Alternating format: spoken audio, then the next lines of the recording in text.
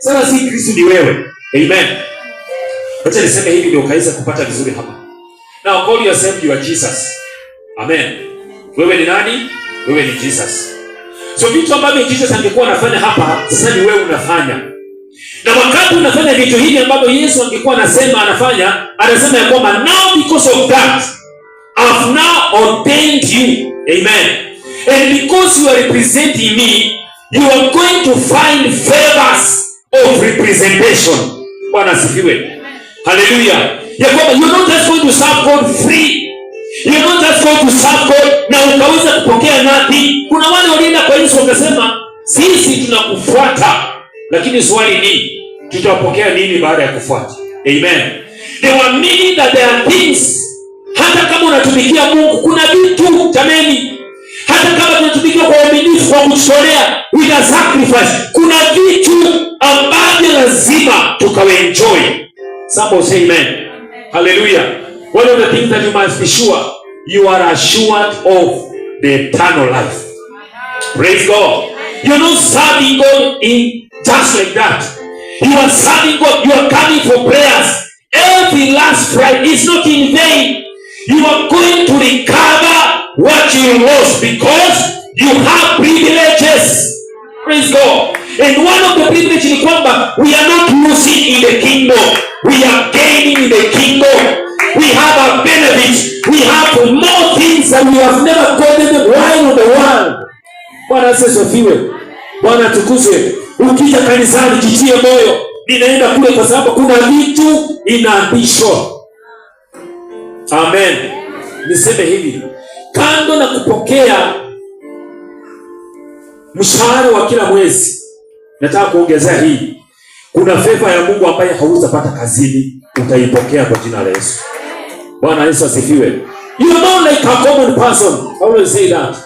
You are not like unajua wewe unaweza kuwa si manager wa kampuni, unaweza kuwa wewe si director, unaweza kuwa wewe si supervisor, lakini kuna special privileges ambazo mwenye kampuni anapeana kwa supervisor, lakini wewe for the virtue of serving God, you're going to receive them in the name of Jesus. Hallelujah. Hallelujah. So, there's another slide ambayo limeandika kwamba who is an ambassador now? Nani ambaye anaitwa ambassador?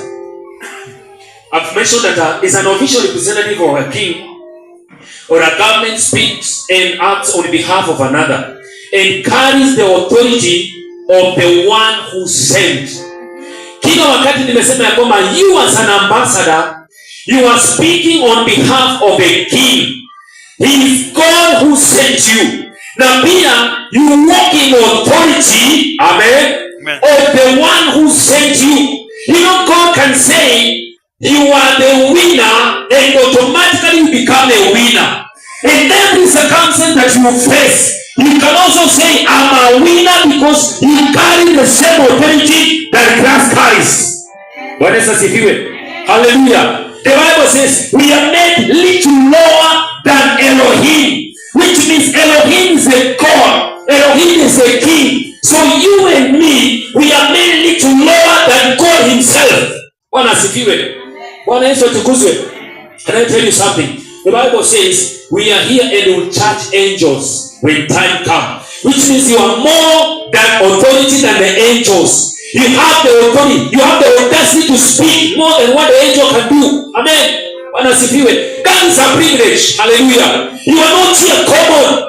You have the authority. You can speak what God can speak. You can do what God can do. When you say yes, things will be yes. When you say no, the enemy cannot come in your bond because you have authority as an ambassador. Hallelujah. I decree to your life today, enjoy the authority of an ambassador because you carry what God carries.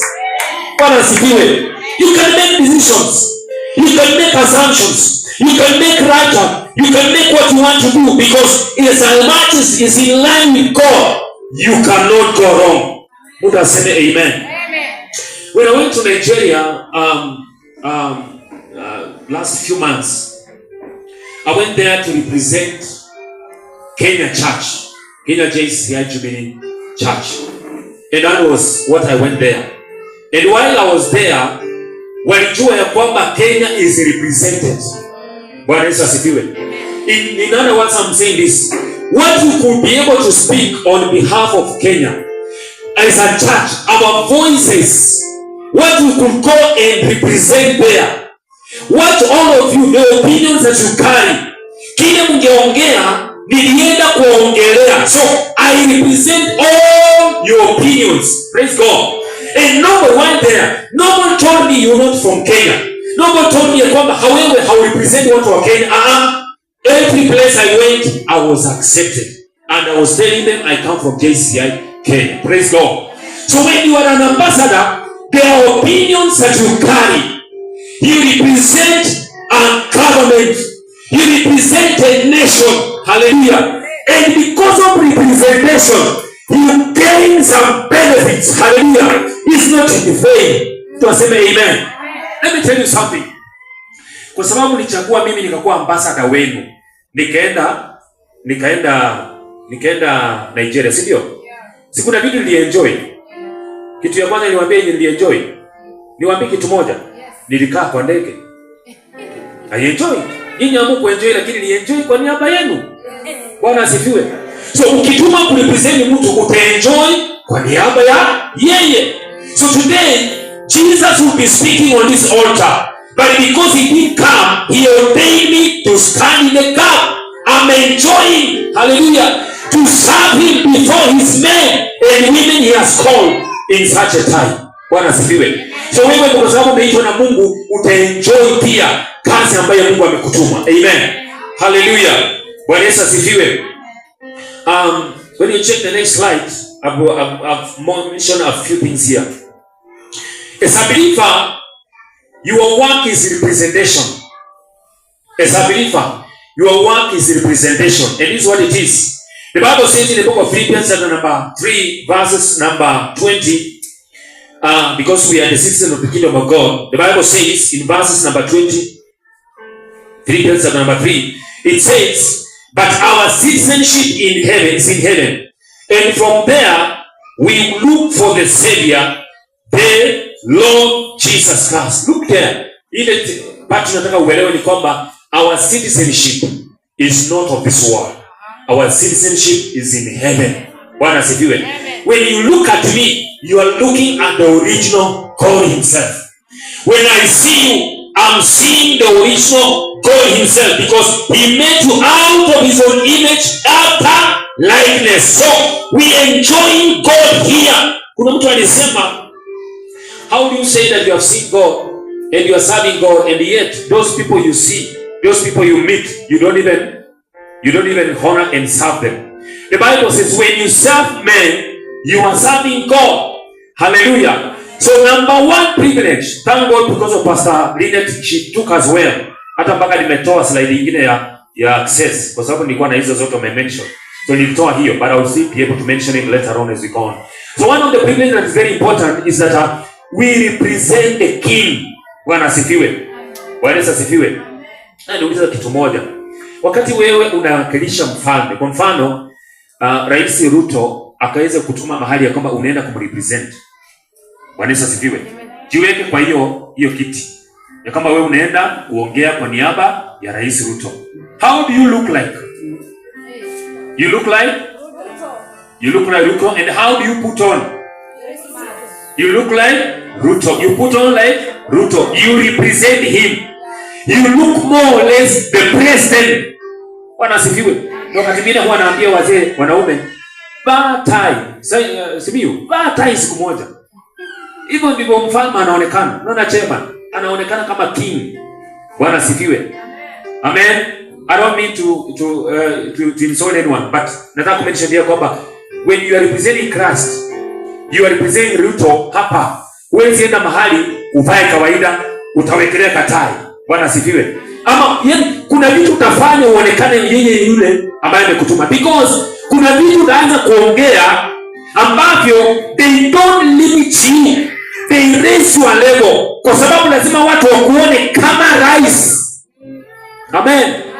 Bwana asifiwe. Angalia, wakati utaamshwa ukipelekwa pale kwa dais kuongea, utapelekwa kama rais mwenyewe, and people will honor you. Now listen, as a son of God, kama pia representative wa nchi, ama wa rais, kile utakachokisema kitafanyika sheria, na si wewe umefanya ikuwe sheria. You are representing the honor of the law. Hallelujah. So which means you appear somewhere, you speak like the one who sent you. Like just today, I'm speaking like God himself, because God is going to make you to recover all in the name of Jesus. Hallelujah. This man, you will enjoy the privileges of serving him. You'll be able to get the benefits of standing before him, representing him, worshiping before his presence, because he says you are an ambassador of him, as though God had chosen you. Hallelujah. Praise God. You better stand yourself up. You better stand up. You better be able to raise up yourself, because you are representing God, who is the king.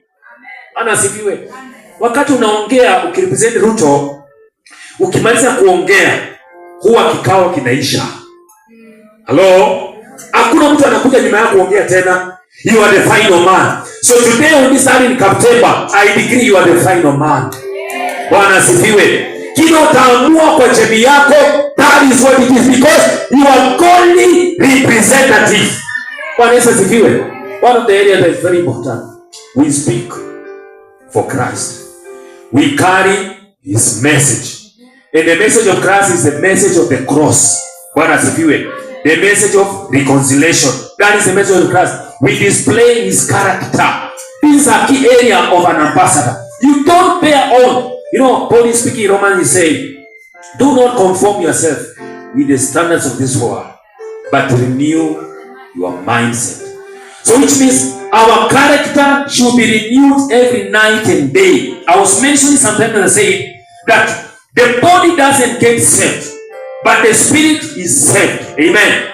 So the work of the body and the spirit and the soul is to convict the body that it may align to the character of God. And that's why as an ambassador, one of the privileges that we enjoy, hallelujah, when you appear, they see God in you. Hallelujah. When you appear where there is a mess, people will see a change. They will see a manifestation of God himself, because they are waiting for you. Anasifiwe. Niliitwa mahali kesi. The privilege of Christ serving him. Number 2, authority over the territory. Amen. Hallelujah, church. Bwana asifiwe. Bwana Yesu asifiwe. Angalia jirani kama aseme amen, umwangalie vizuri. Bwana Yesu asifiwe. Amen. This is number 2 privilege of serving God and being an ambassador, is that you have authority over the territory. Bwana asifiwe. Nishaisikia mapaka zikikimbia kwa nyumba, juu ya nyumba. Yeah? The only best way kujua ya kwamba hiyo paka haitakuhama ni kusema ya kwamba nimekualau kupita juu ya nyumba. Hello?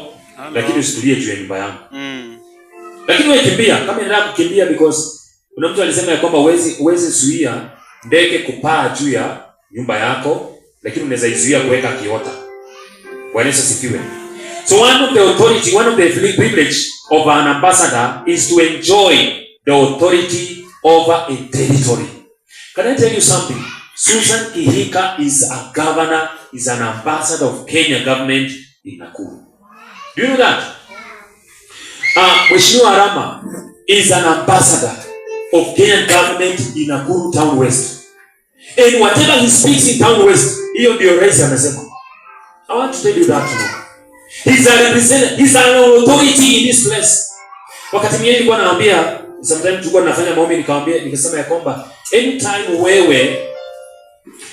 wewe unatusi Mheshimiwa Arama as a saint, wewe ukimtusi, huenda it is possible ya kwamba Nakuru West hii hautaipata kazi, because you are insulting an authority.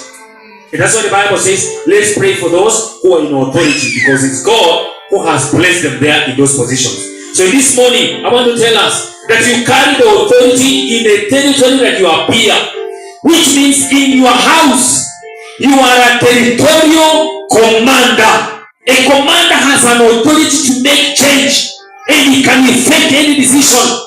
Whatever he speaks becomes a law, because he carries that audacity. he carries that enablement. He can speak on something and it will become a reality. That man is an ambassador. And goodness is kwamba our ambassadorial position is not of this world. Somebody say amen. So the authority